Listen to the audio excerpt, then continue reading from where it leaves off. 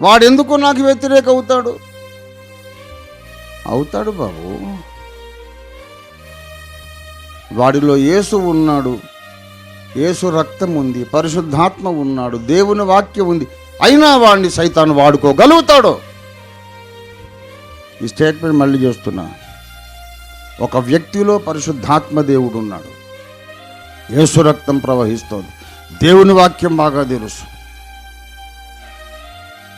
నూతనంగా జన్మించాడు. అయినా వాడిని సాతాను వాడుకోగలుగుతాడు. Devil can use that person. Why? How this happens? ఎందుకంటే అహం అనే మృగం లోపల ఉన్నందుచేత. I am important, I must be scene.